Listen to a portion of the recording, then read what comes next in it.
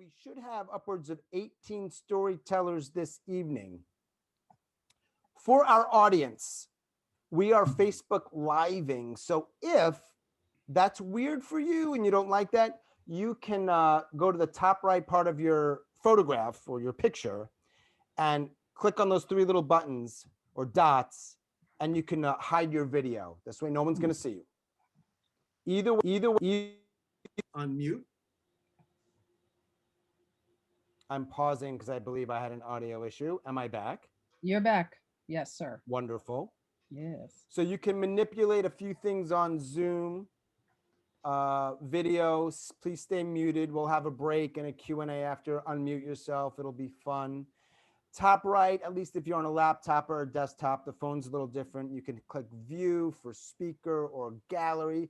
Most people I know probably at this point know the Zoom basics. We all probably know them. Oh, yeah. More than we ever wanted to. Wanted to. Yeah, exactly.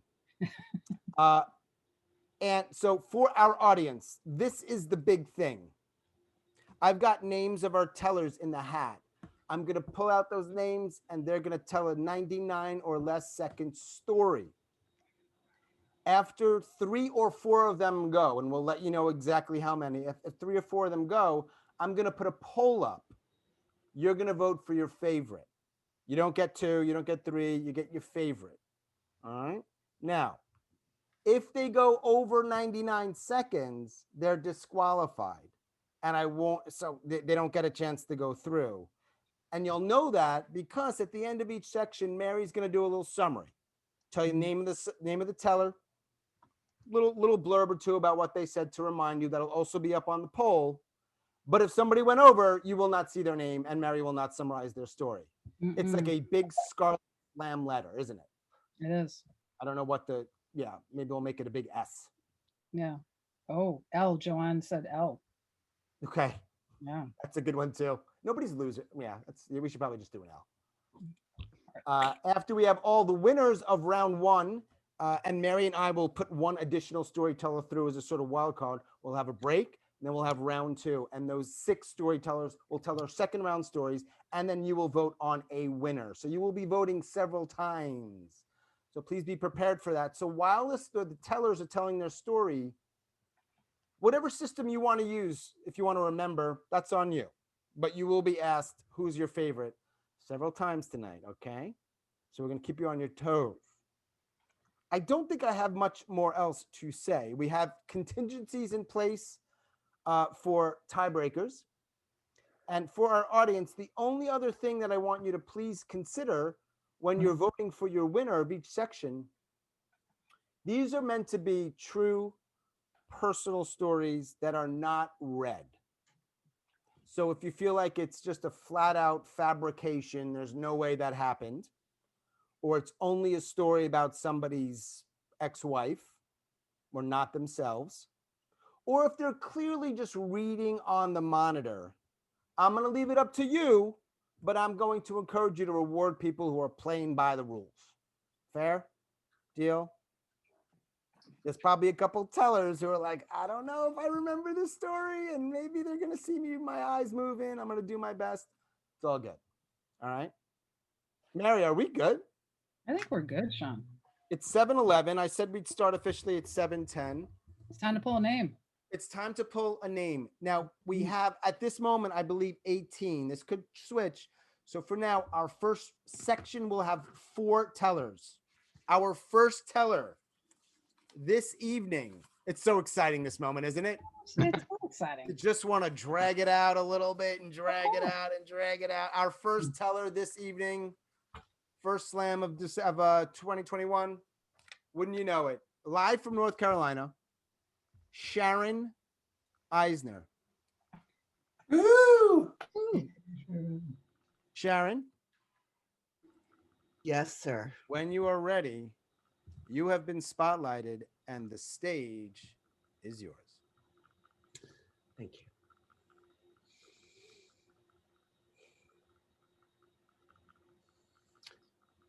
So I'm about 7 years old and I love Christmas, which is fine, but I'm Jewish. I'm not only Jewish, I'm uber Jew. Like in my house, there's prayer, there's kosher food. Like we're talking Holocaust stuff. I mean, so it was a little weird that I liked Christmas, but every year around Christmas time, I would just love it so much. And especially, I would love the nativity scenes on people's lawns. Just amazing. And so every year I would make my own little nativity scene in my room with my dolls, and I would sneak up in the middle of prayers and all that, and I would put all my dolls together in a little semicircle, and the smallest one would be the little baby Jesus. And for a couple of years, that was my little T-Rex flashlight. And if you push his butt, his mouth opens up and he has a little red light, and he was little baby Jesus. And then every year, Mary was the same. Barbie always had to be Mary because of course. And I had the most diverse and inclusive nativity scene ever, anywhere. A shoe-in for the dad was G.I. Joe in his camo with his rifle. And all my stuffed animals would sit around in this semicircle and they would admire, the baby T-Rex Jesus and Barbie Mary and G.I. Joseph, and we would all sit and celebrate the Christmas spirit together. Say it. Boom. Boom. Very good. Yeah, that is good job, Sharon. Thank you for leading us off. Now, you do not need to say boom Yes, you at do. at the end of your story, but it is Don't you'll be called out. it's become a bit of a tradition that you say boom afterwards. If you prefer, I'm done, or thanks, or maybe your stories, we just know you're done. That's possible too. Now, we have a lot of storytellers, so we roll along here. Mm-hmm. Storyteller number one, Sharon Eisner, live from Durham, North Carolina. She let us off strong. Storyteller number two this evening, I think she's here. If not, we'll obviously come back to her. Is Steph Rogers in Chicago, Illinois. This is going to be a competitive section. Hang on, Steph. Let me find you, girl. And now is the awkward moment in Zoom when Sean can't find the person. Oh, we have 58 people. It's not as easy. All right, so we're going to come back to Steph unless she identifies herself. Maybe she was here and she left. It's all good. Steph goes back in. Actually, let me kind of leave her out so I don't pick her name again. Storyteller number two, and tellers, check out the chat because people are showing some love as they always do. Yeah. Bob, Dancing Man, Dancer, Las Vegas, Nevada. Bob, where are you, sir? There you are. I'm ready when you are, sir. All right, I'm almost ready. Point of order, though, Sean. Going forward, I think you ought to do your threes first, rather, because you're not going to end up with more tellers. You might end up with fewer. Right. And so the last one could end up with 2 or 1 if you don't do it that way. 3, So 3, 3, 3. So make the last ones 4 in case you have that many. I would do that, but the man who is going to be benefiting from that, I can't. Just tell your story. See how you are, Sean? All right. A man's home is his castle. Well, unless you're married to Bonnie. In our house, it's Bonnie's house, and I get to live there. Bonnie makes the rules, and I get to follow the rules. I can't say I always follow every rule, but my life works better when I do. But even when I follow the rules to the letter, sometimes she's still not happy. Go figure. Let me give you, for instance, just last week, she told me that the following day, her daughter was going to come over at 11 o'clock in the morning.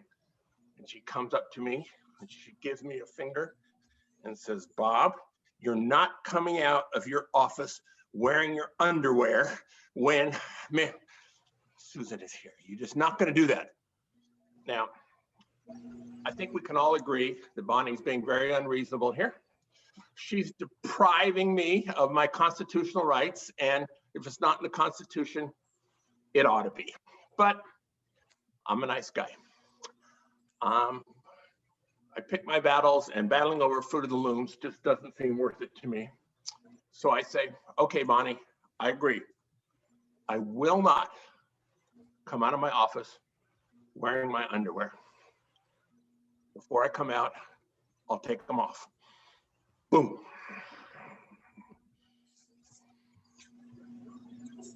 So, Bob Dancer. Thank you, Bob. Thank you. All right, so we have had Bob Dancer in Vegas and Sharon Eisner in North Carolina. I may, depending on what happens after the next teller, call section 1 after 3 tellers. It does make the most sense if things stay as they are. It'll be a game time decision. All right. Mhm. It has nothing to do with how Bob Dancer tried to influence this competition. Listen, we're flexible. We do what we got to do. It's live TV here, Sean. The next teller will be a new teller, so I'm looking for a green one. And the first one I see here, I believe she's in Minneapolis. That is I correct. have found her. Take your time, Katie. You are spotlighted. The stage is yours. When I was 17 years old, the headlights of my tiny white Fiero pierced the darkness as I drove down the long, boring, dark highway in Wisconsin. And then a car drove up to my left. In the median, I looked over, and the hood was up, blocking the driver's view. There was a fire coming out from the engine, and that hood was flapping in the wind. I looked to the front of me, and the hood came off of the car, cartwheeling in front of my car, nicking my front bumper and crashing into the ditch on the other side. I looked again, and the car had vanished. I looked in my rearview mirror and saw it swerve within inches of my back bumper, past my lane of traffic and the one next to me, and into the ditch on the other side. At 17 years old, I had seconds to make a life and death decision. Do I stop and try to help this person? Or do I keep driving and try to find a payphone? To this day, I don't know if I made the right choice. Boom. You gotta love it when a teller just hops right on board with the way we do things. Katie ends with the boom. Thank you, Katie in Minneapolis. I am doing one more check for if any of our 3 tellers who are not here have shown up. Otherwise, Mary, in that case, the math dictates that we should have the poll right now after those 3 tellers. Okay. I am looking right now. I'm going to give it one more glance. Nobody wants to be tuning into a show or an event in which Sean's glancing for people. That's not good TV. Listen, we do it all the time. We do it a lot. Yeah. A lot of people show up for less, I'll tell you that. They do. All right, let's do this. Well, we have got our section 1 complete. Mary's going to give you the names, a little blurb. I'm going to put up a poll. As always, I'm going to cross my fingers that the poll works, and then the audience, including our storytellers, all of them are going to vote. Mary? Yes. We had Sharon, who loves Christmas but is Jewish and created her own nativity scene in her room with a G.I. Joe Barbie and baby T-Rex for Jesus. We had Bob, who knows that even it's Bonnie's house and he has to live by Bonnie's rules, and that there was a battle over the Fruit of the Looms and it should be in the Constitution. And Katie was driving her Fiero as a 17-year-old down the highway, seeing someone who was in trouble and deciding whether or not, still to this day, if she made the right decision, whether to stop or go to her payphone. Got it. 3 storytellers. I believe I am pleased to announce the poll is working. Remember, everybody other than Mary and me are going to vote. That means there are 59 people who can vote. I'd love to see 59. The more, the better, the more accurate, so to speak. Here we go. Let's launch it. Use your vote.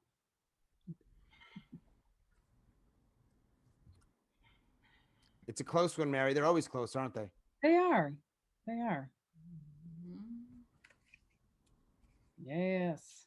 Look at these. Look at all these people voting, Sean. We want 59. We've got 50 of 59. Everyone's active. Everyone's engaged. Yes. I have not had anybody yet try to buy votes. You know, sometimes you have someone send you like $20, be like, hook me up. No one's Wait, done that what? yet. No one's That done doesn't that for happen to me. you? No. Okay. I'll take $20. I'm not saying I accept the money, Mary. I'm Oh. simply saying that they try. Oh, You know how it is. We have enough. We have 54 people who voted. We have enough information yeah. that we know our section 1 winner. Of course, we're not announcing that yet, right? No, not One now. of the things that makes a story compelling or a competition compelling is surprise. Am I right? I think so. So what we'll do is move on to the second section. This sounds If we're great. still at a total of 15 tellers, then section 3 will also be only 3 tellers. Here we go. Great job, Katie, Bob, and Sharon. Thanks for leading us off so strongly.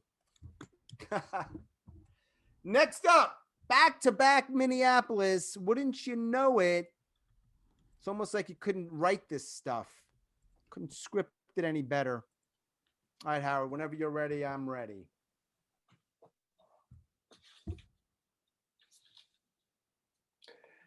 It's 1967.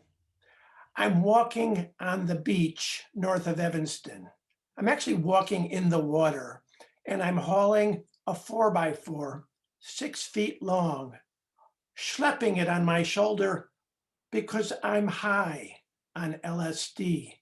And David, my guru, he told me, go find some wood for the fire. And I did, but it killed the fire. David then grabbed me by the hair, which I had, and said, let's walk. Let's walk down the shore together and enjoy the night on LSD. And as we walk, we see a white light in the distance. And David said, we're having a God trip. Everyone who takes LSD has a God trip. And we walked half in the water, half out of the water. We walked towards that light, towards God. And when we got there, it was a Coke machine. We got on our knees and cried. Boom. All right. How back-to-back Minneapolis. You know what, Mary? What you don't find often is people who are coming in under time. It's not even, it's like tight. It is. They got the message that you and I are not playing with time. No, This isn't some sort of time space weird. We're not playing around. we are not. Hardball here. It It's is. 20 freaking 21. Let's stop. You know what? Let's stop playing. Am I getting a little intense? Okay, you're right. You're getting a little intense, but this is a group of pros, even if they're newbies. They know enough. They've timed themselves. Wouldn't they've you think practiced. so? I mean, come on. I know this group. This is a good group. They Our fooled me at least. Our next story, there's a lot of talent here, man. Our next storyteller, stiff competition for Howard Liebman, who was our first teller in section 2. Catherine, aka Cat Dean. Take your time. All right, I'm just setting my timer so that, You got it. yeah, so that you won't have to work hard. All right. Ready. I have been invited to a New Year's Eve party, and this is awesome because I haven't been invited to anything in a really long time. I used to be invited to things. I used to have a social circle and whatnot, but I have also spent the last few years as an only parent, not a single parent, an only parent, which is the only parent in my kids' lives, and I'm responsible for everything. And years of telling people I can't do things because I can't get a sitter, because my kids are sick, and I eventually dropped off the radar and nobody invited me anymore, but not this year. I have been invited to a Roaring Twenties New Year's Eve party. And I am dressed as a flapper, ready to party in my car on my way when I realize I do not actually want to go to a party. I'm in no mood to sit around and listen to people talk too loud and drink a lot. And, I wanted desperately to be wanted. I wanted to be invited, but now I don't want to go. Okay, so I turn my car and go to where I really feel like being tonight, which is a movie theater, not just any movie theater though. It's the Silver Spot, the one that's the fancy one with the lazy boy chairs and the waiters that bring you things. And I spend my evening almost by myself, dressed as a flapper, ordering drinks and watching Little Women with my feet propped up. This is a wonderful New Year's. In fact, if 1999 New Year's Eve is this fabulous, you can be sure 2020 is gonna be amazing. Boom. I am great. Thank you, Kat. Great job. I'm not showing any favoritism to anyone at all. I'm not rooting for anyone from North Carolina at all, more than or less than anyone else. Minneapolis is great. Vegas is great. Pick me. Massachusetts, elsewhere. Great job, Kat. Great job, Howard. As we are right now, storytellers number 16, 17, and 18 have yet to arrive. Because we've structured it this way, it's okay if they come late, but we will continue to do sections of 3. So the next storyteller will be a newbie to us. And they will be our third and final of this section. Then we will vote again. The first green is, I believe she's another Massachusettsite. I am. Northampton girl. You take your time, break a leg. Thank you.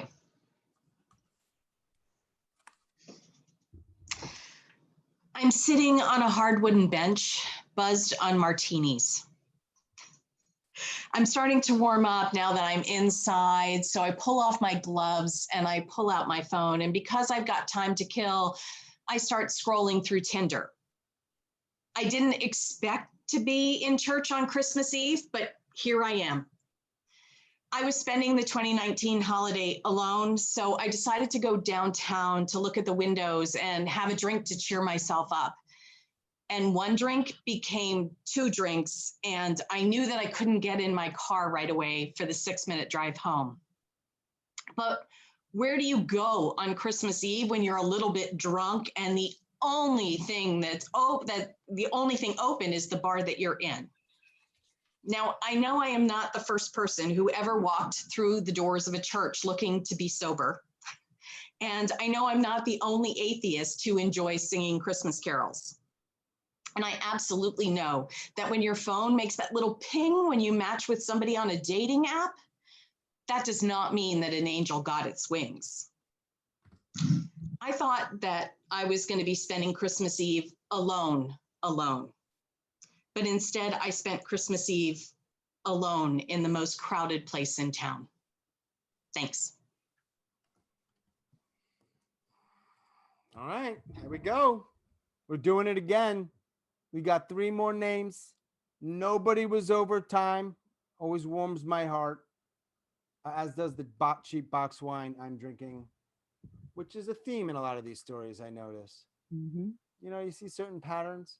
Mary, when you have an opportunity, I hope that's soon, would you please share with our audience I can. the 3 tellers and a little blurb about their stories? Sure. So Howard started us off with finding God in a Coke machine on an LSD trip with his guru. We had Kat, who was in her 20s flapper dress, blowing off a New Year's Eve party to go watch Little Women with her feet up. And Angela, instead of swiping right, decided to spend Christmas Eve in a church, letting her buzz go away. All right. As it was last time, and we'll be moving forward, I'm going to launch this poll. Do it. There's a lot of power in launching polls, Mary. Is there? There really feels like I also want to milk this moment for a moment, And I think waiting for me. We are. All right, I'm done with that little silly Okay. rant. Here we go. Howard, Kat, and Angela, we are launching Everybody But Me and Mary Votes. Please.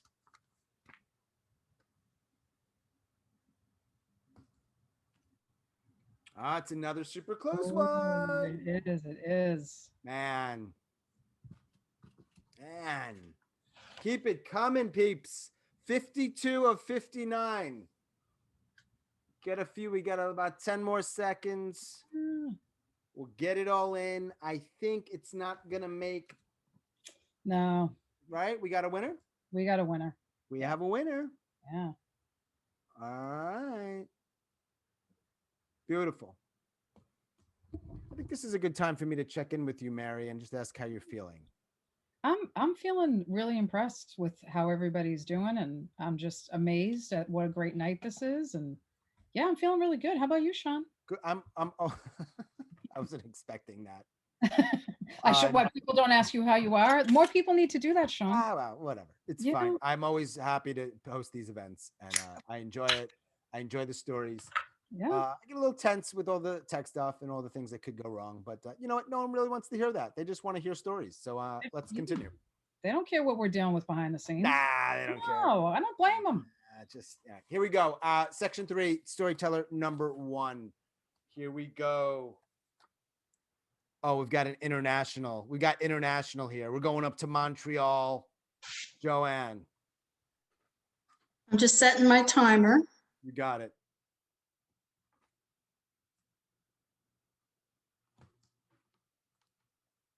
This is not my first time in a boxing ring, but here in Brooklyn, the stakes are high because my opponent is the champ, the women's heavyweight champion. We're just going to do some sparring, a practice-friendly fight, but people gather around the ring because she's the draw, not me.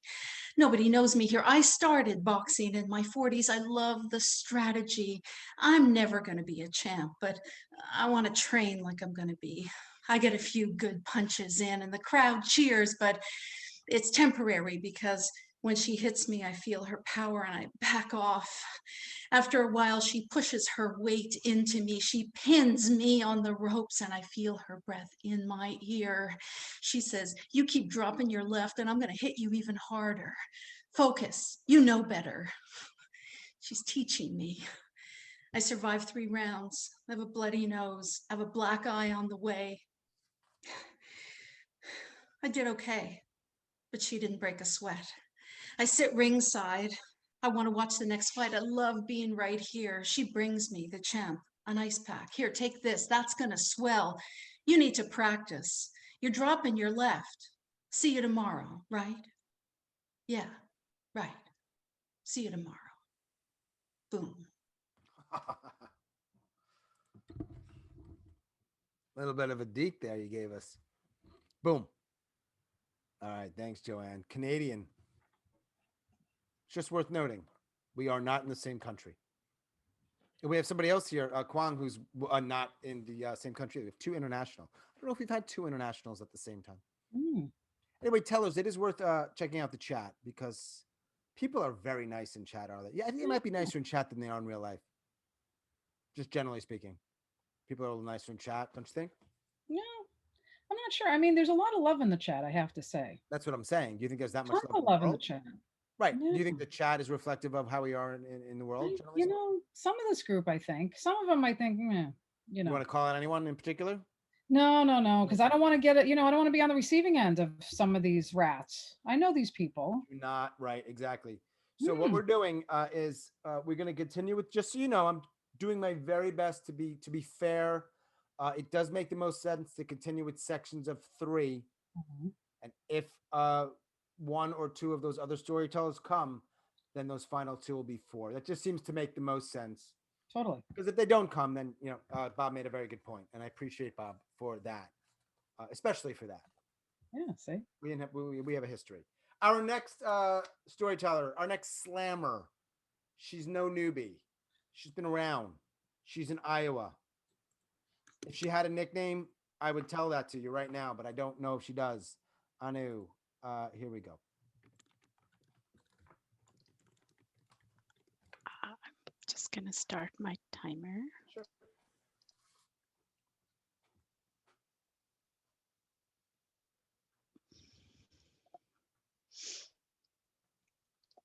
I seem to keep opening my calculator instead of my clock. Okay. So water that lights up. My friend raved about how magical it was to be in a kayak in a bioluminescent bay at night. So that was our top on our list when we went to Puerto Rico. But because of global warming, erosion, hurricanes, etc., we were told that the bioluminescence was only about 30% capacity, but we were persistent. We wanted to do this. So we changed schedules, found a different hotel, went to a different island, and found a place that offered these tours, and off we went. After dark, we got into our kayaks, and the guide had the headlamp. And my friend maneuvered our kayak farther away from the group so that we could be away from the light. I put my hand in the water and there were a few sparks, but there wasn't the magical lighting up that she had told me would happen. She said that I would find stars in the water, and she told me all these wonderful things about how when she was there 5 years ago, she would touch the water and it would light up. I was a little disappointed and underwhelmed, so I looked to see where the rest of the group was. And I saw my son, and he was sitting on the back of the kayak looking up at the sky. I called out to him, and I was going to yell at him because we were paying good money to see the water, not the sky. But before I did, I just looked up and I saw the most beautiful stars in a cloudless sky. Boom. Boom.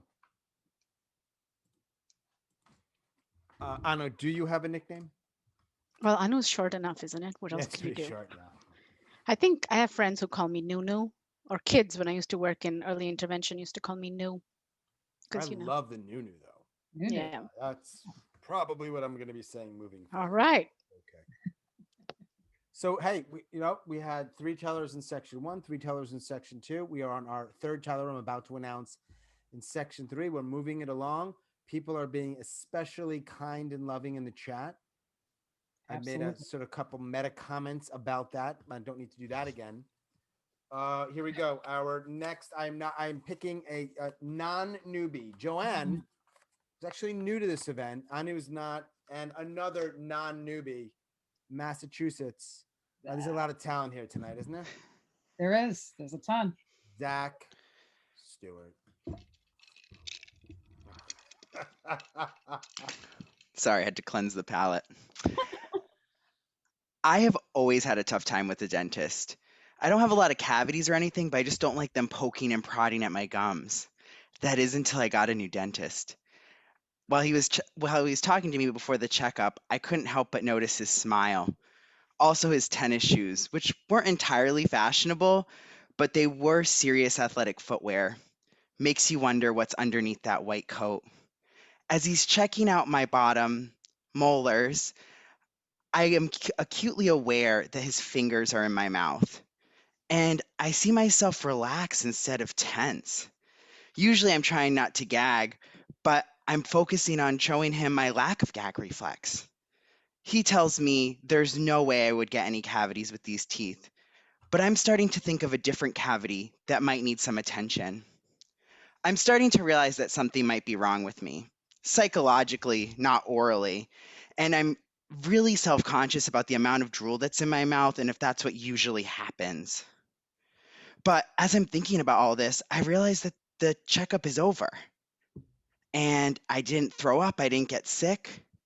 Maybe it helps to get your mind dirty so your teeth can get clean. Boom. I didn't even have to put the 80 up. Boom. Man, fly him. Wow. Wow. Mary, what'd you think of those 3? Wow. This is a tough group. This is a tough group. It's a tough group. You are going to announce 3 tellers and a little bit about their stories, yeah? Yeah, I can do that. Okay, great. Yeah.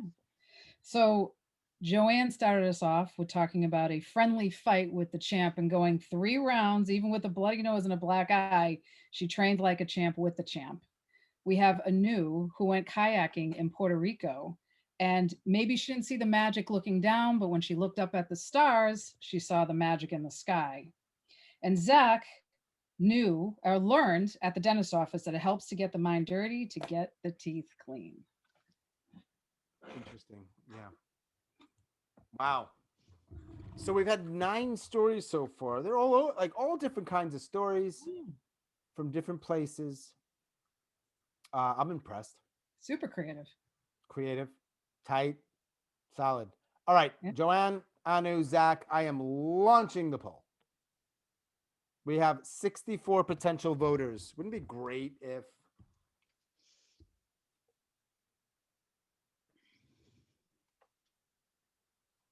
yeah, oh, wow.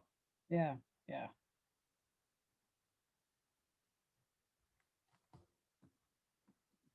It is all right, 56 of 64. Mm-hmm. Jeffree Stein just got here, so he's gonna do the right thing and not vote. He is good. Thank you. All right, we can close this poll.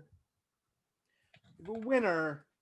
Tell you what, we've got this wild card vote. Me and you do, Mary, where we're putting someone through who didn't win the section by the audience, and this is going to be hard. I agree. Difficult. This is where you and I should probably post our Venmo accounts publicly, don't you think? This would be the time. Yeah, it's about time. This is an opportunity, we call it. It's an opportunity. Opportunity. Yes. All right. Yeah, no, really. I've said this before.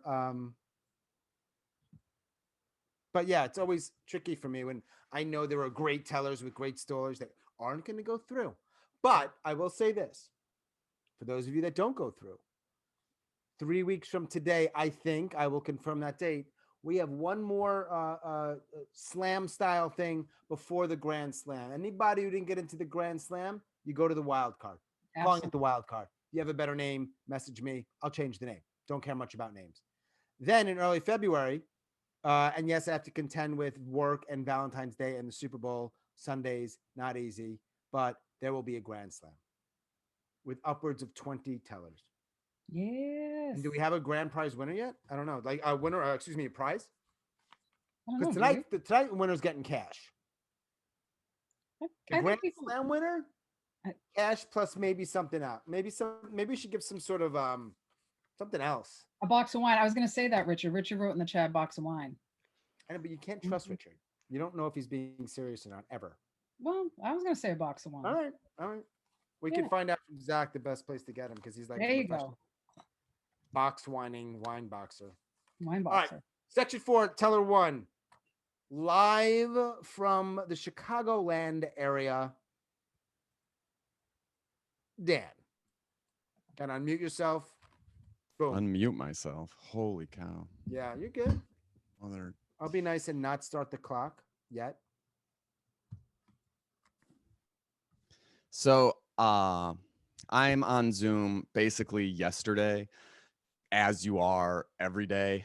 And I'm hanging out with my buddy Noah, and he does this thing, which he always does. And he's like, Dan, what if I told you that there was a tiger that got out of the Lincoln Park Zoo, traveled across the street, and was in your building before it got caught? And I was like, what? I don't understand the way you set this question up. Like, why are you asking me this? And he goes, okay. Just let me keep going. What if Mackenzie told you that there was a tiger that had gotten out of the zoo and was hanging out downstairs? And I was like, it doesn't make any sense. Like, how did the tiger get out? Why would it come into a building? Like, I don't know. And then he goes, wait. What if Jack across the hall, and it was all 3 of us, told you about this tiger downstairs? And I was like, I don't know where this is going, but like, I don't trust my own senses anyway. So I guess I would choose you 3 over what I think reality is. And he says, yeah, I don't know. It's just a thought. And then he sent me this screenshot.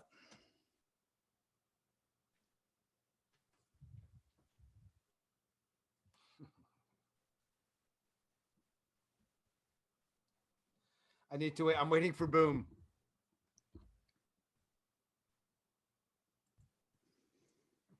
Dad, you gotta let me know your story's over. I'm pretty sure it's over. He's not even here. He's somewhere. He's in Detroit by now. He zoomed to black though. He went to black. All right. What happened here has never happened before. I don't believe we have had people bring in other people as almost props. And we've had props.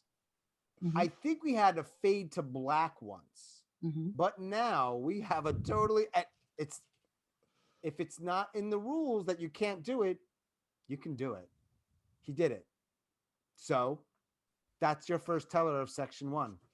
I'm not sure, he might be gone though. I think the price of doing that was that he's just gone.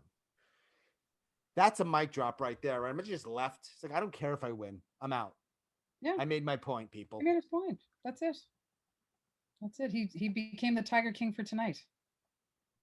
Oh, wait. What? I said he became the Tiger King for tonight. Ooh. Our next teller, we have got so much talent. I don't know what to do with it all. Anna in Colorado. That's me. I want to tell you guys this story about this happy little hermit that I recently met. And you know, before COVID, if I had said that, I think you guys would have been like, ooh, happy little hermit girl, who are you hanging out with?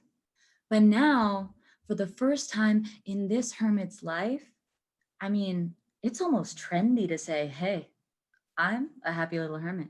Because I regularly was the extrovert. When I found out I worked in a company of 250 people, I was stoked. I was like, there's more people in other offices. How much do I get to talk? And I'm in customer service. Guys, you could not have met a happier phone worker.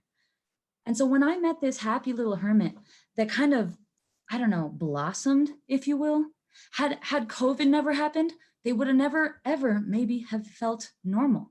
Had they maybe had never told me about being a happy little hermit. Like, how could you have said that before? You know, personally, I enjoy not receiving invitations and going out. My favorite thing is just staying home. And you know what? I feel good about it. And yet, here we all are, proud of also being this, spoiler alert, happy little hermit that every single one of us has met. That side of us that every single one of us was ashamed of before. It felt so good to cancel appointments and meetings and events. And now, for once in our collective lives, sitting there in this life in the time of Corona, we can grab our weighted blankets of comfort wrapped in the shroud of collective humanity and say, damn, I am a happy little hermit. Boom. All right, that was Anna in Colorado, which is one of my top 5 states, I think, usually. What do you think, Nunu? All right, that's 2. Cold. I want warm states. I just want to let everyone know, we did have one teller who I think was able to pop in, had to make an executive decision just to keep things fair. We're going to keep it at 15 total. 5 sections of 3 just seems like the right thing to do. Don't want to be that one round with the extra teller feels weird. Maybe I'll get some pushback for that. Maybe I will. I'll deal. I'm picking a non-newbie. Anna is a greenie and Walt is yellow. If you have figured out my color coding, please let me know. Walt, hang on, sir. There you are, sir. You are spotlighted. Take your time. Okay. Okay. This is the summer of 1976, and I am in a Las Vegas City Council meeting. They're convened to close down the Sultan's Palace Massage Parlor. And I'm there because I work for the University of Nevada, Las Vegas, and the city's hired 4 professors to do a scientific study of the Sultan's Palace Massage Parlor advertising. These ads are amazing. They claim that goddesses will pamper every inch of your body. You can call for the Oriental Quickie or go around the world. And every ad had the tagline, "It's legal in Nevada." Now, I'm there to help with the presentation and do damage control if somebody says something stupid. Now, these ads promised that it was legal in Nevada, but it wasn't legal in Las Vegas. Yeah, the state legalized prostitution, but Vegas voted it out. Tourists didn't know that. They'd come to town. They'd go to the Sultan's Palace. All they would get was a lousy massage, $200. The bouncer would throw them out. They'd call the mayor up in the middle of the night and complain. So that was the reason for trying to shut them down. Plus, they already had a good operation of illegal prostitution in town. And it was an open and shut case. Nobody said anything stupid. But as I was sitting there watching a slideshow where a professor was pointing at one of the goddesses sucking on a peeled banana, I thought to myself, only in Vegas could you get shut down for not offering sex. Boom.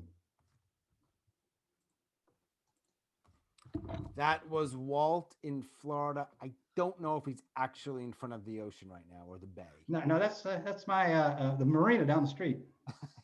Just happen to be right behind. That's smart. I like how people get creative with their what do we call this, Mary? Backdrops or wallpaper? Yeah, or the what virtual is it? backgrounds. Virtual Backgrounds. There you go. Now, is that a virtual background that you're there tonight, Mary? Or is that just a room in your house? That's a room in my house. Okay, that's not virtual. No, I keep it real. I noticed that some people have a dark background and really want to light up their faces. I do that. You do that. Some people want the whole thing lit. Just an observation. Yeah, we all have our personal comforts here when we're storytelling, Sean. That's true. Section 4, we had Dan, Anna, and Walt, and Mary Dalba, who is in Massachusetts, is going to tell you a little more about each story. So Dan talked about 3 liars making a tiger. Anna helped us all realize that we have met our happy little hermits inside. And Walt was part of a study to shut down the Sultan Palace massage parlor, where $200 just got you a lousy massage. All right. So like we have done for the first 3 sections, I am going to launch a poll, and it should be noted. I don't want to jinx it, for lack of a better word, but the technology is going pretty freaking well so far. Now, am I trying something like Dan did? No, I am not. No. But basic zooms are enough for me. It's fine. Dan, Anna, and Walt, we are launching poll. Everyone but Mary and I vote. Up to 63 people. Do it. And thank you all. You guys are being a great audience. Oh my God, amazing audience. You're voting, you're involved. I think this is the largest slam we've had, which is also always great. Yeah, which is fabulous. Love that it grows and the more people are involved. It's pretty cool. This is a close one. It is, well, I'm amazed. And then sometimes someone runs off with it. Yep.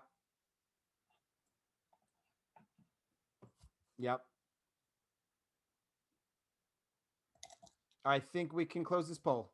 Yeah, I do too. Now, I should say this is a big enough margin where the 6 people who are eligible to vote haven't voted. Now, I'm not going to out anybody. It's not my style. It's not your style, right, Mary? You don't do that. No, I don't do that. But would I like to see everybody vote? I would. Yeah, I would too. I would. But here we go. Final section. 3 tellers. They know who they are. They know who they are. They do. Here's a shocker, Mary. They're all very talented. Well, no shock there at all. Right? I mean, come on. Live from Iowa, the second Iowa. What is that? An Iowite or an Ionian? What do we even? Everybody knows Corey. He's rolling his eyes. He's here. His name is Corey. Go. It's 2003, and I'm a happy dad. And what that means is that every time I go to the grocery store with my oldest 2 kids, I spoil them rotten. It doesn't matter that my wife says, don't buy the kids any treats, because you're going to spoil their appetite. In one ear, out the other, I don't care. But I also have to tell you that children are unindicted co-conspirators. So every time that I buy them treats, rat me out to my wife. And this goes on for months because I don't really give a damn. I'm really enjoying every single minute of spoiling the kids. Until one day, Kim's really insistent, that's my wife, saying, Corey, don't get the kids any treats. I don't care, because I'm dad. Now, Kids, don't tell Kim that I'm buying you anything. I'm going to get you whatever you want. We'll finish it here. Just don't tell Kim. We unload the car.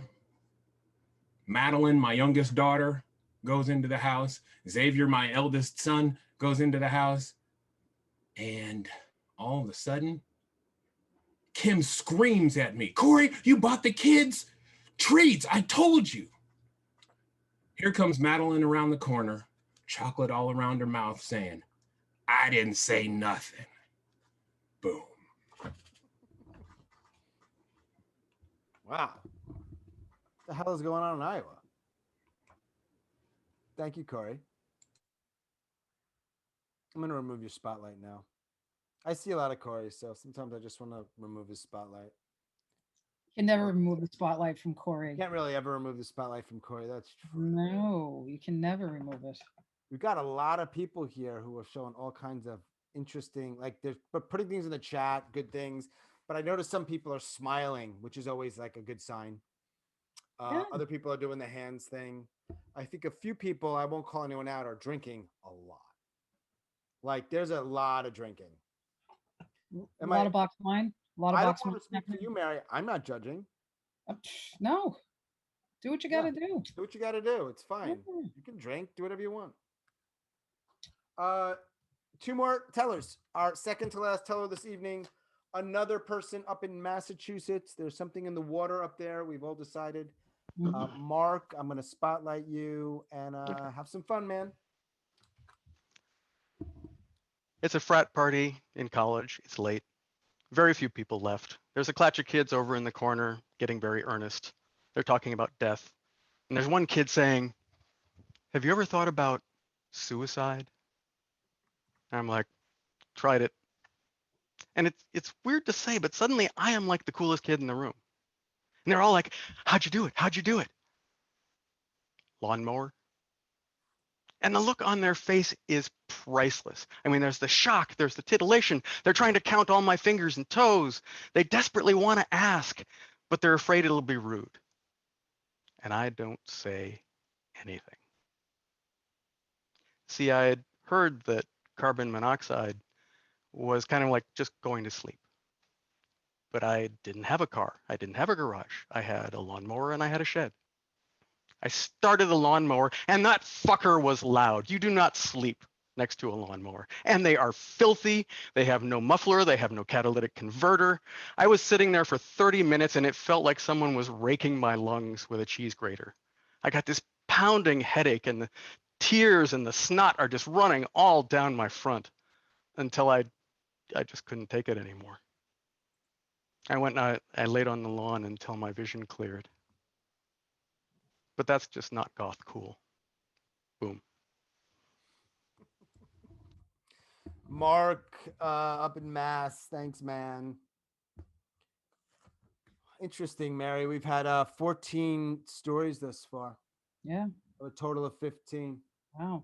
Those storytellers who arrived late or are unable to join us, we will have another slam before the Grand Slam. So those people who don't go through to the second round, other people who couldn't join us for whatever reason that want to tell a story, the slam before the Grand Slams is truly like a free-for-all wild card. We're just going to load it up with as many people that want to come, period. So exciting. So Could be exciting. like thousands and thousands of storytellers in one event. It's going to be a lot. You know, how would I manage that? We'll manage. We'll manage. You and I Our are final very story, powerful. our final storyteller is unique in this event today. Not only is he international, we've had an international, but he's the only person who knew his name was being called, so he could almost prepare a little bit. Not that he needs the extra help, but Kwang, I'm going to find you our final storyteller of section 1, and break a leg, sir.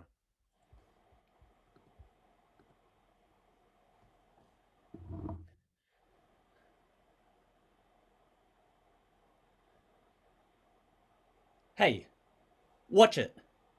I yell out at this 5-year-old boy who has almost knocked over my 70-year-old mum.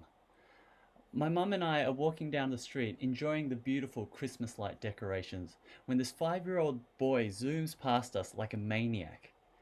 It's another reminder of why I don't have kids. Because all kids are monsters. The other reason why I don't have kids is because I'm not having sex. My girlfriend is in China and I'm in Australia. International borders are closed and COVID has become the newest form of contraception. I watched a 5-year-old boy run forward and he jumps into his father's arms. They both smile and have this Christmas moment. I quickly take my hands and I hold onto my mum's frail arms. I look up at the lights and I make a wish to Santa. A wish that surprises even myself.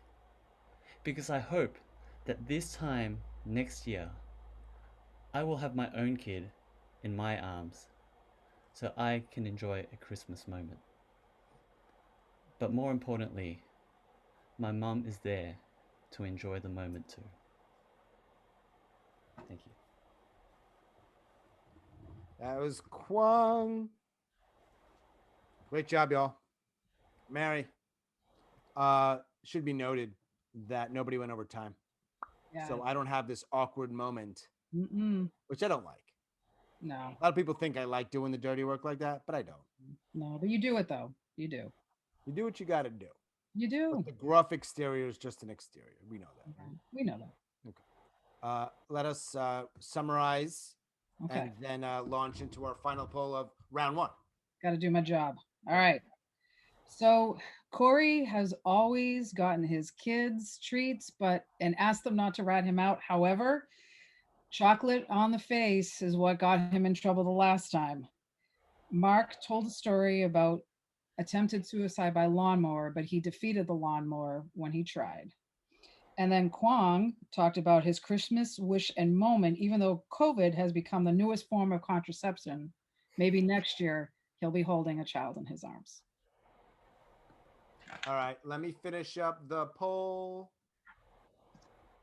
Done my best to summarize, which, let me just tell you something. It sounds like an easy task. I'm not complaining, but it's not the easiest job ever. Summarizing, creating blurbs. Again, final 3 tellers of section 1. Incredible talent this evening. I'm not playing when I say that, Mary. No, I agree with you. I'm always in awe. And this group tonight has been, they're always bringing their A game, always. Yeah. So we've got Corey, Mark, and Kwang. I'm going to launch the poll in a moment. Then I'm going to take about a 5-minute break for drink, bathroom, and a little plugging. Here we go. I want, all right, we got 61 people here. Launching the poll means, Mary, a couple people left. So track those people down for me, because you know what I will. I already know. You know how I feel about that. I do. How could they leave? All right. 46 of 59. Man. All right. We can, anyone else? We got 8 more, 7, 6, 5 more people can vote. It looks like that will not make a difference. I'm going to close that poll. I'm going to say to all the storytellers, fantastic work. Would I say that if it was mediocre? Probably, but I mean it.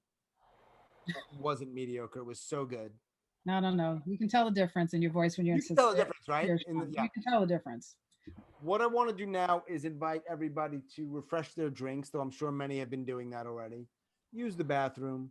I'm going to unmute those storytellers who would like to promote something. I'm just going to ask them to be brief, but I want to give them the little moment in the spotlight once again, because maybe they're on a show, maybe they're doing something. So a bit of a free for all, but unmute yourself and let us know what's going on. But please be a little brief. Anyone can promote? Okay. Melissa Reeves, do it. I can? Cool. Okay. Sure. Yeah. So Martin Luther King Day, there will be an awesome show that Melanin Stories Matters and Stephanie's Story Jam and this guy out of Seattle called Thousand Cuts is producing a show that's going to have 4 phenomenal storytellers, very well known, that then will have an original song that Story Jam will do that is tied to their story. And then we're having small 99-second stories that represent microaggressions against people of color. or inclusion moments of people of color. And so I just think it's going to be an amazing show. Hope you can come. Tell people it's going to rock. And it's really important because after what we saw this past week, we have to rise up. And that's what the show's called. So it's called Rise Up. You can find us on Facebook. Thanks. Right. That would be an example of an extended brief, but great. So who else is? I'm a marketer. Melissa's in our Grand Slam, by the way. Who else has got a little plug? So Aaron Rodgers and I are co-hosting a show February 12th at 7 p.m. Nice. It's going to be called Crushed. It's embarrassing crush stories. Fun and lighthearted. We have 8 storytellers. We're super excited. And it's going to be pay what you can, but all of the proceeds are going to go to Rainbow Railroad, which helps LGBTQ people in other countries with state-sanctioned violence and help them get visas to Canada. Beautiful. What Aaron Rodgers are you talking about? Aaron Rodgers, she was in the last slam. She's going to the Grand Slam. Okay, so not the quarterback for the Green Bay Packers. No.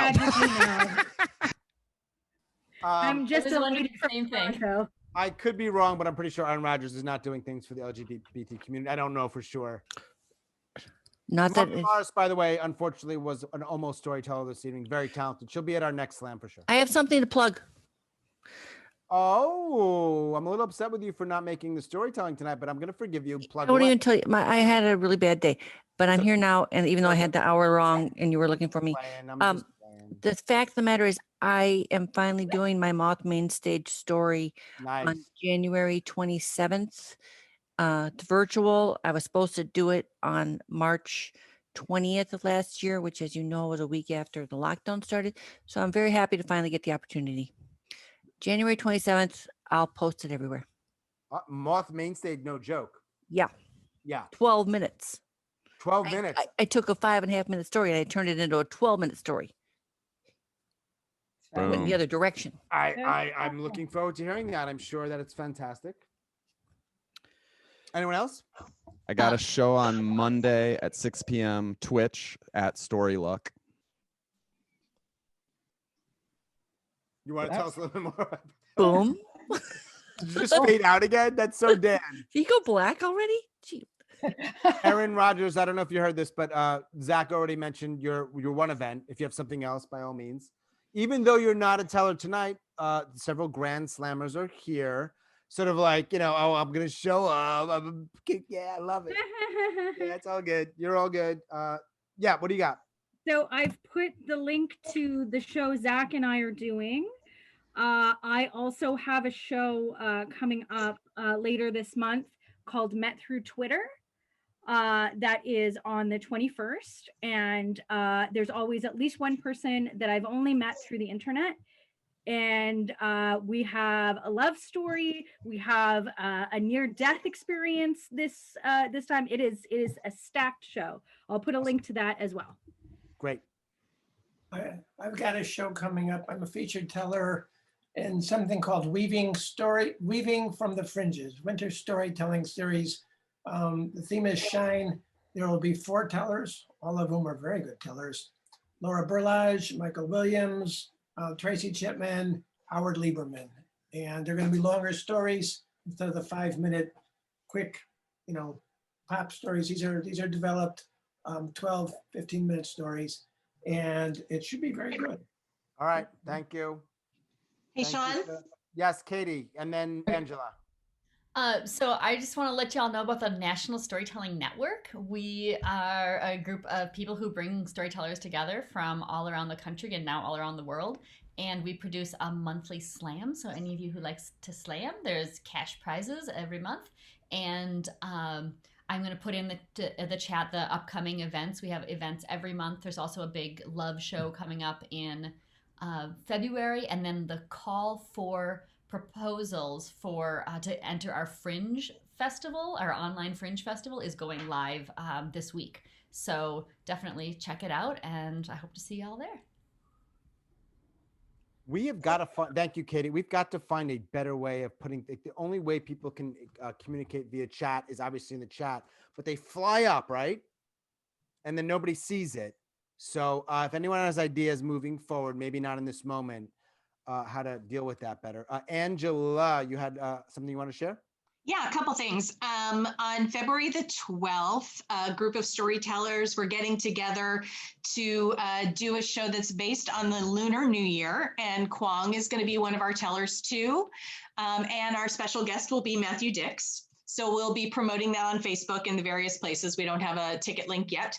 And then the other thing that I wanted to mention was on April the 3rd, Valley Voices, which is a competition that is sponsored by the local NPR station.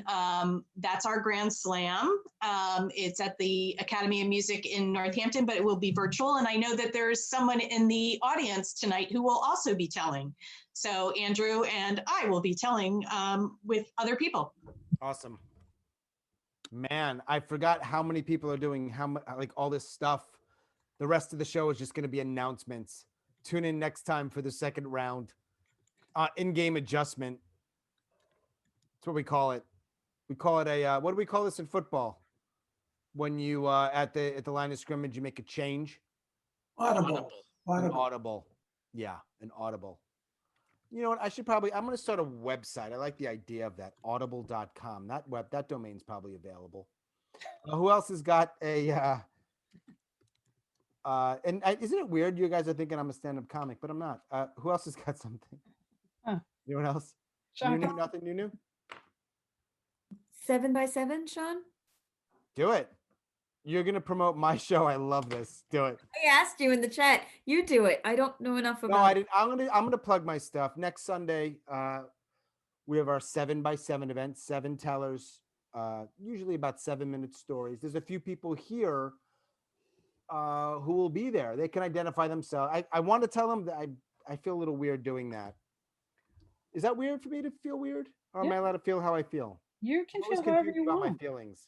No, don't apologize. Feel how you feel. Those of you who are on 7x7, and just do a quick shout out if you're confirmed and you're okay with sharing it. I know that sounds weird. There's a couple of people that haven't confirmed. That's all. I'm doing it, and I'm not embarrassed to say, come watch. I've seen Yes. some of the other ones that Sean's done.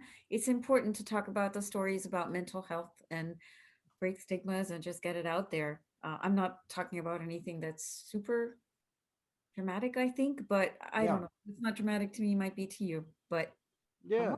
thank you. There's certain kinds of stories typically. Rana. Yep, I'll be Yep. there doing it. She's a teller. Yep. Don't be shy. I'm looking at a couple of you, and I'm just trying not to talk over people. What? Erin's in. Yeah.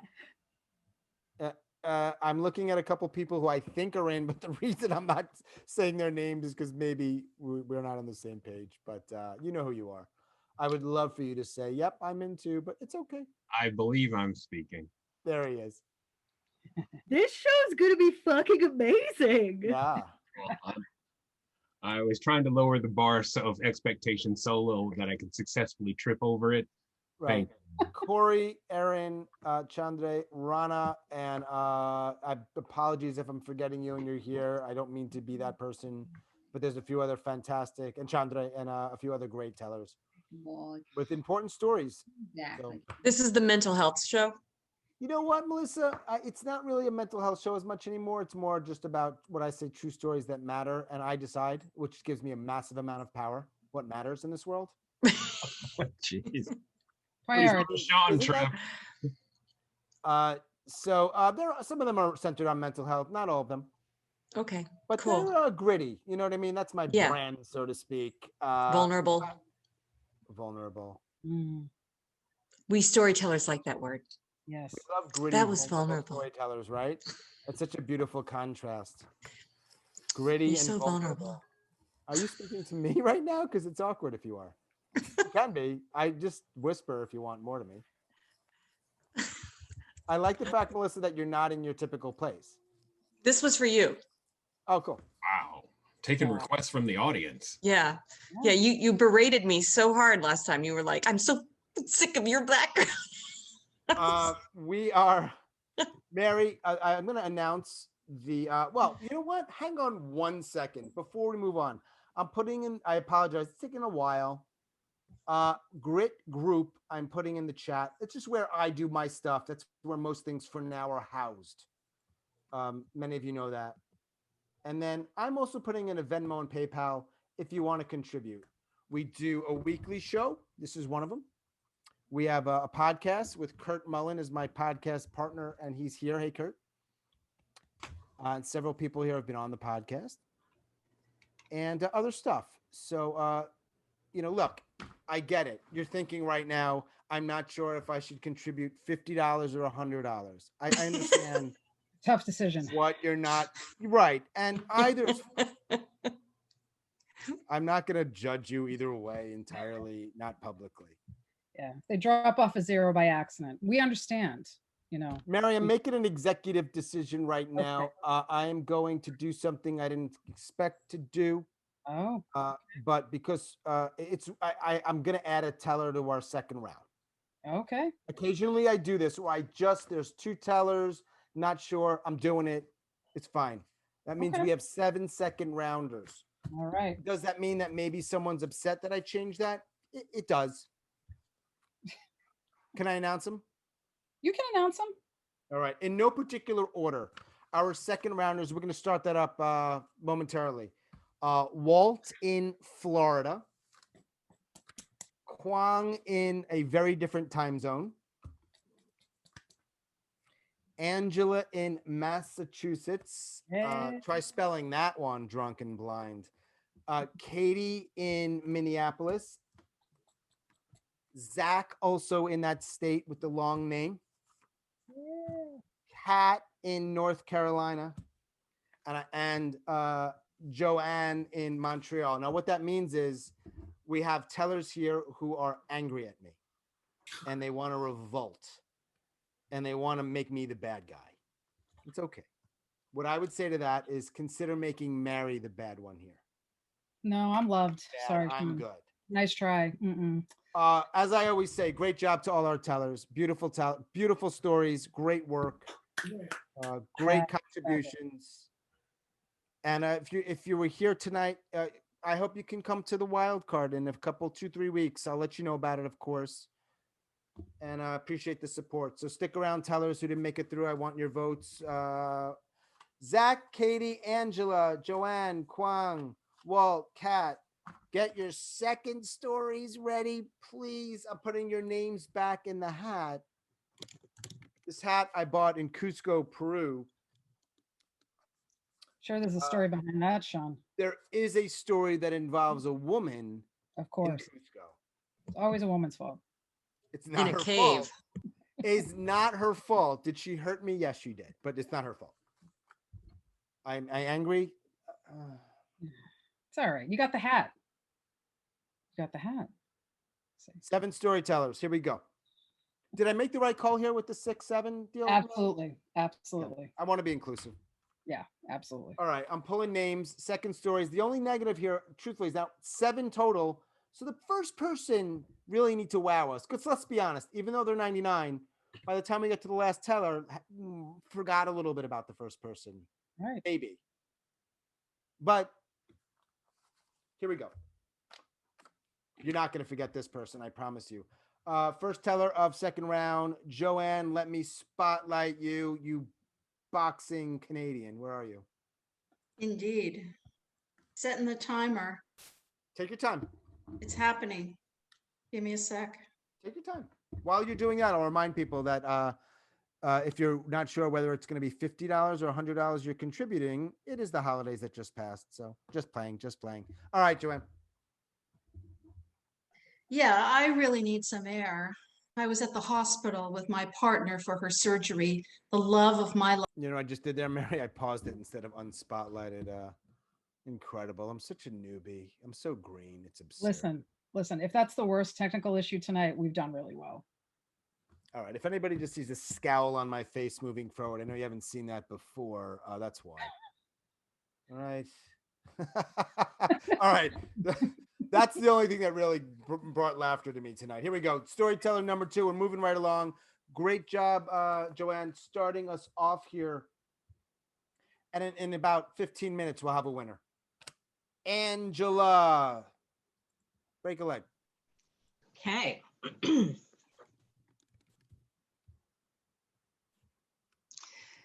It was 1976. I was 11, and I had decided that I was a women's libber. I had flare jeans, a flair for the dramatic, and a worn out Helen Reddy album. So it was a surprise to everybody when years later, when I got married, that I decided to take my husband's name. It wasn't because I wanted his name. It's because I didn't want the name I had. See, my father had left my mother for another woman. So when I got married, I took off my father's name and I put on my husband's. And that was fine, right up until the point where my husband did exactly the same thing. So I am stuck with a name I don't want, a name I don't want to go back to, and I don't know what to do. For a while, I thought about taking my mother's maiden name, but it wasn't ever mine to begin with. And my mother's maiden name is Bieber, as in Justin, which was a perfectly good name until our Canadian cousin showed up. So for now, the baby feminist who still lives inside me, who knows every word of I am woman, she's stuck waiting and hoping that another man with a better name will come along. Thanks. Boom, there it is. Thank you, Angela. It's good to finally meet you. I've heard your name a bunch. I'm glad our paths crossed. I'm meeting some great people in this community, Mary. Excellent Some people. solid people. I'm going to go ahead and just curse and say solid fucking people I'm meeting. Yes. Might have offended a couple people out there with the F-bomb, but you got to stay true to yourself, you know? This group? I guess. I don't know. No. You know what's interesting, by the way, of our 7 finalists, 3 of them newbies. Not newbies to storytelling, clearly, but just new to this event. Which is fabulous. Amazing. Fabulous. Next up, live from North Carolina. Her name is Catherine, but she goes by Kat. If you want to call her Catherine, I'm getting the hell out of the room when you do that. I don't want to be anywhere near what happens when she. Where are you, Kat? Let me unmute yourself. I'm here. Cool. Yeah, and I'm gonna get my phone timer. All right, here we go. You're good.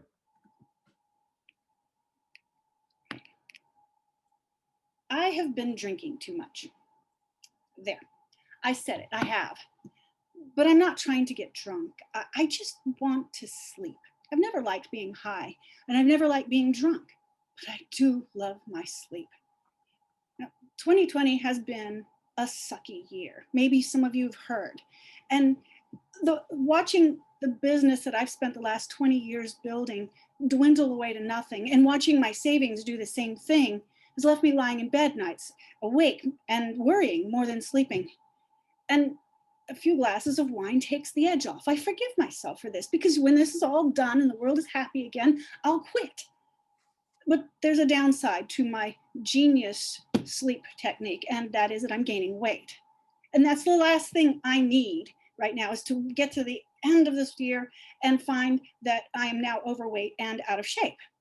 But I have a solution for that too. Marijuana. Yeah. Instead, every other day of drinking that high carb, high sugar beverage, I will just take a couple of tiny tokes of marijuana, and it'll be grand. And one problem arose is a few weeks later, I find that it's really not working. I mean, it's working as far as sleep. I'm sleeping like a rock, but I'm not gaining weight, but I'm not losing any either, which doesn't make sense because marijuana has literally 0 calories. How can this be? And then I figured out one morning or one evening when I'm eating a pineapple upside down cake on my floor.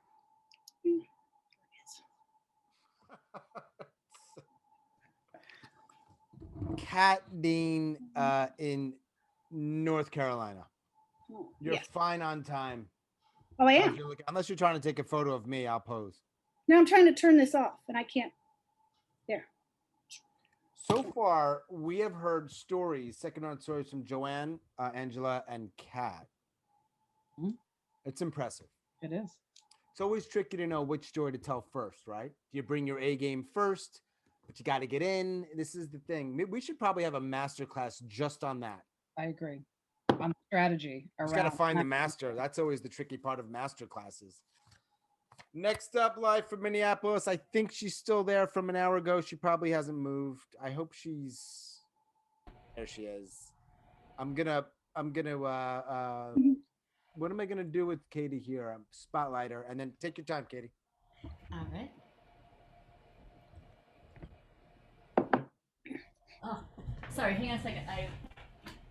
I'm in Minneapolis and it's really cold here, so I had a space heater on and it was very loud, so I apologize. All right. All good. All good. Here goes. In 7th grade, I had one mission: befriend Rachel. Rachel was the queen of this group of girls that I knew I had to get on the good side of to be able to be friends with any of them. So the day that she passed me a note in class, I studied it, looking for clues on how to become her friend. I found 2 main themes in the note. The first was sex, and the second was ripping on teachers. And over several notes being passed back and forth, I refined my craft. My words became more biting and harsh. And I had particular good luck with ripping on one teacher that I knew she didn't like. And then one day, at the end of class, she took that note, brought it up to the teacher at the end of class, and said, "I think Katie Knutson dropped this." And the world shattered around me. I saw her for who she really was. I saw what she'd been doing. And I learned that my words matter, that hurtful words hurt others and myself. My words matter. Your words matter. A president's words matter. Boom. Look at the smirk on Katie's face. Good job, Katie. Thank you. Good job. All right. Look, Mary, all kinds of different stories. All kinds. We've got diversity in many ways. Can we be more diverse? Always, says the white guy. Yes, always. Says the white, middle class, able-bodied, heterosexual man. Yes, we can always be more diverse. We can try. That's it. You got nothing to say. Nope. You're smart to say nothing. Yep. Say nothing. Yep. I got it. All right. Hey, next up. 5th of 7 tellers. Great job tonight. First and second rounders. Walt. Somewhere in the west coast of Florida, I believe. There he is. Okay. You're up. All right. When I came out of the diner, I could see the frustration in her face. She had every right to be angry, but there was more sadness in her eyes than anger. Looking back, I think it was a realization that things were beyond her control. She looked right at me and said, oh, hon, I'm so tired. I wish I could go inside and sit down and cool off. She was an elderly, stocky Black woman standing in line outside Pete's Diner, a line for the Black people who couldn't go inside to eat.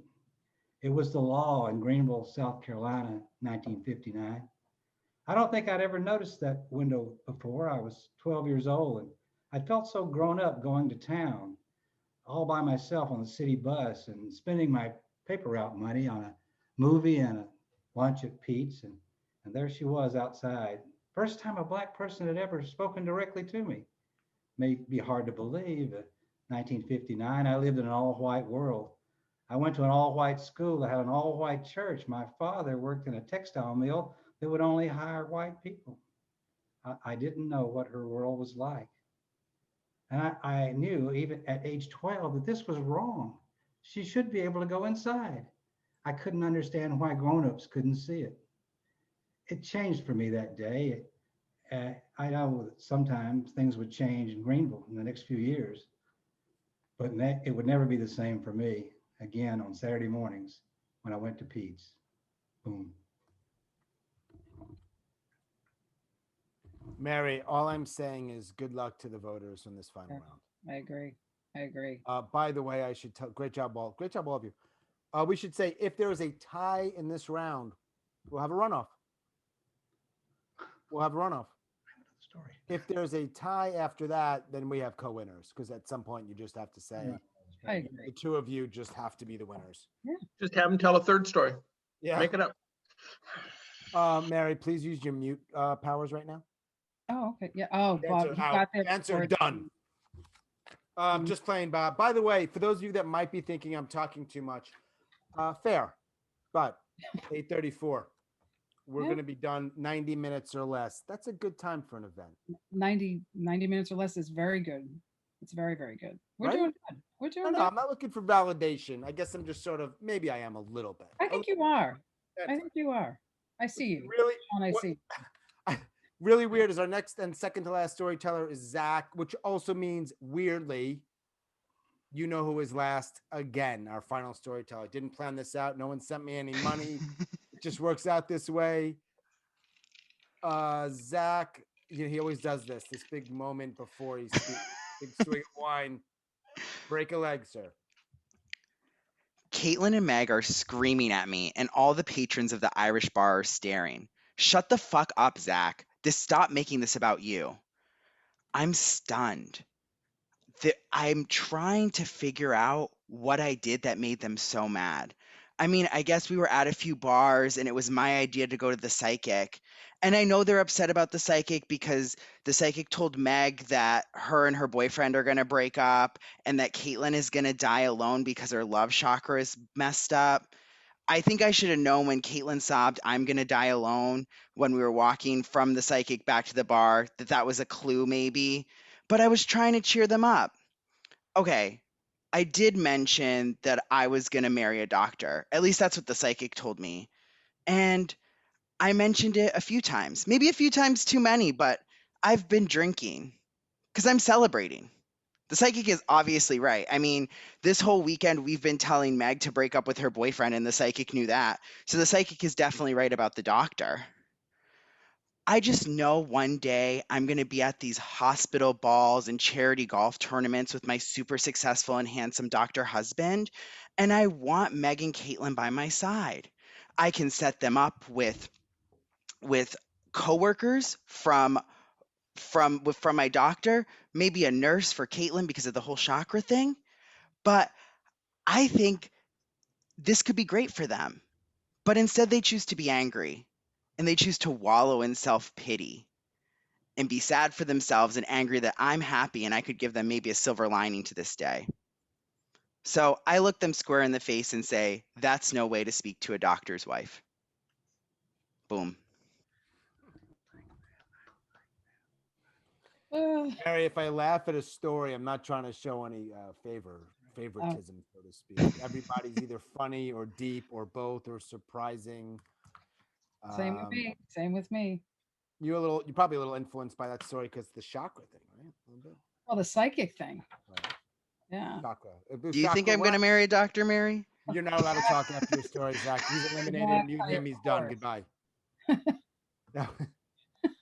You'll marry whoever makes you happy, Zach, and then shortly after you'll have a miserable divorce. Maybe. I'm not saying I'm bitter. Wait, are you a psychic now, Sean? I'm the psychic now. I'm the love psychic. Psychic. Imagine if I'm the love psychic, what kind of business I would have. People would be lining up. They would. They would. You'd have a shtick.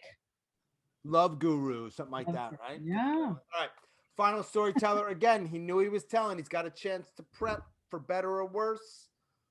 I thought he was in China, but I think he's in Australia. We can work it out after his story. Kwang.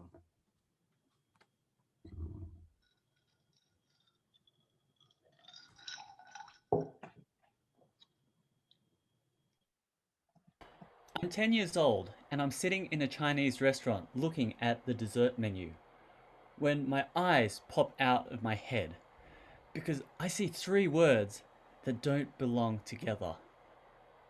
Fried ice cream. Seriously? Can you fry ice cream? I order it straight away. 10 minutes later, the waiter brings out this beautiful, glistening golden brown ball of fried ice cream. And on the top, there's this flaming sugar cube. He places the ice cream in front of me, and he says to me, "Don't start eating the ice cream until the flames have disappeared." I think to myself, I'm 10 years old. I've got 2 digits in my age. I can handle this. I pick up my spoon and I dig into the ice cream. The flaming sugar cube rolls off the ice cream and into my lap, onto a paper napkin. The paper napkin catches on fire. I need to save my future children, so I throw it onto the ground. But I don't want the restaurant to burn down, so I stand up and I start stomping on the napkin. But what I don't realize is that melting sugar is sticky.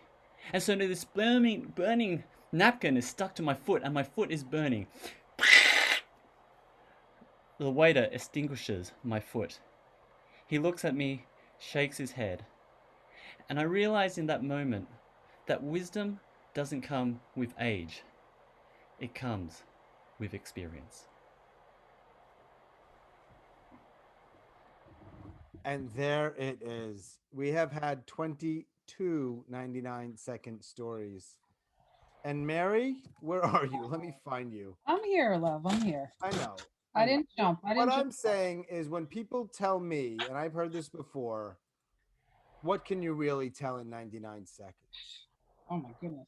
Just have them come to the event, right? Right? I mean, come on. You want to hear what you could do in 99 seconds? Come to the event. You want funny? You got funny. You want surprising? You got that too. You want a little heart? You got it. You got it. 7 stories, 7 summaries, launch the final poll, and then letting you know I'm sticking around. I'm only on my 2nd boxed wine here. Got at least 1 more to go.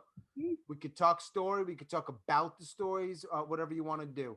But all right, let's talk. Let's talk about the stories. Yes, I'll summarize. Yeah. There we go. So Joanne, while the love of her life was having brain surgery, received contact from somebody that she didn't know. So love all, trust a few, do harm to none brought up a lot of questions. Angela, in 1976, decided she was going to be a woman liber and changed her name because she didn't want her dad's name. But now she's stuck with a name she doesn't want. And Justin Bieber's name, the last name, that's not going to stay. That's not going to happen. Kat noticed that maybe she's having problems sleeping because of 2020 craziness, and she decided to try out a little Mary Jane, but realized while eating a pineapple upside down cake that it could be problematic. Katie in 7th grade learned that words matter, hurtful words matter, with Rachel betraying her to a teacher. Yep. Walt realized something in 1959 in Greensville, South Carolina, when he was 12. His Saturday mornings weren't the same when he talked to a woman waiting outside the diner that couldn't go in like he could. And Zach talked about a psychic who predicted, properly for him, but not so much his friends, why they were drinking and bar hopping, and couldn't understand that they shouldn't talk to a doctor's wife that way. And Kwong, at 10 years old, learned the lesson that wisdom doesn't come with age, but it comes with experience, when the sugar cube off his fried ice cream rolled on the floor and set his foot on fire. Wow. Can we all just give it up for Mary and how fantastic she's done this evening? Behind the scenes, she's doing a lot. Co-hosting, summarizing, all sorts of stuff. Mary's been awesome with the slams. I don't even know how we found each other, Mary, for this event, but it's worked out. It worked out well. I mean, it's kismet, right? Sometimes. Sometimes it's kismet. All right, are you all ready for the final one? I'm thinking right now, and I do this a lot. I'm going to launch the poll. We're going to get the results, and then I'm going to milk it for a while. And I'm not sure what I'm going to do in that period of time. Yeah. It might be 10 seconds. It might be a few minutes. Milk it. Anything for attention. Here we go. That's right. Our winner this evening, Joanne, Angela, Kat, Katie, Walt, Zach, or Kwong. I'm launching. Upwards of 52 people can vote. Vote now, please. You like my baritone voice when I do that? That was fabulous. Casey. It's like you're on a podcast or something. We have got a really close race between several people. What? It's so fun to be on this end and do these weird sounds. Katie did this last night. She knows what I'm talking about. Like, she was a little more professional about it, but we have a 3-person race that's exceptionally close. Mm-hmm. Vote. Wow. Vote. Okay. We've got 5 people who haven't voted, and we're going to give it 22 more seconds. Don't say anything, Mary. This is I'm not saying a word. exceptionally interesting. 10 seconds. I think some people are maybe in the bathroom. They don't realize they should be voting. Right. Time. What a time to take a break. Are you seeing what I'm seeing? I am. All right, guys, 3 more voters, and it matters. 10 more seconds. I'm sorry. I told you I was going to drag it out. I'm doing it right now. Oh, no way. That's not fair what I just did. Oh, my God. You've got to be kidding me. By the way, there's one person here who has not voted, and that vote could matter. It's that close. It's really close, guys. Seriously. I know Sean's being dramatic. Shocker. But it's very, very close. So if you haven't voted, make sure you vote. Pardon. All right, let me just say this. Our winner got 24%. Our second place got 22%. And our third place got 20%. Now, I'm not much into math, but that is a 1 vote difference first, second, third. Unlike the National Storytelling Network, we are only formally recognizing the winner. Now, does that make us bad people? Arguably, yes. No, we do it our way, Sean. But we are going to announce the top 3. The winner gets the moolah. All 7 go to our Grand Slam. And in a moment, all tellers and audience members are invited to hang out at our Q&A/salon/ I don't have a fancy word for it. Mary, you have had the pleasure, for lack of a better word, or duty of announcing the winner in past slams. And would you do that for us now? I could do that for us now, but I just want to, I'm going to send you a message. Well, okay. So does that change things? No, I'm just asking you a question.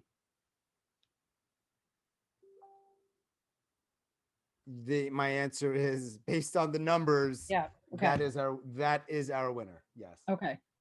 Well, she's a first timer here, right?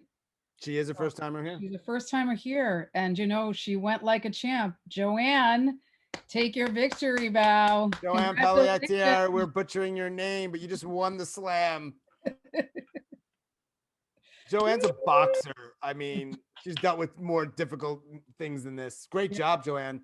I will leave it up to the tellers if they want to know if they were 1 or 2 votes short. Why don't we do it that way, Mary? Because I wouldn't want to know. I wouldn't either. I wouldn't want to know if I was 1 or 2 votes, because then I would start getting angry at certain audience members.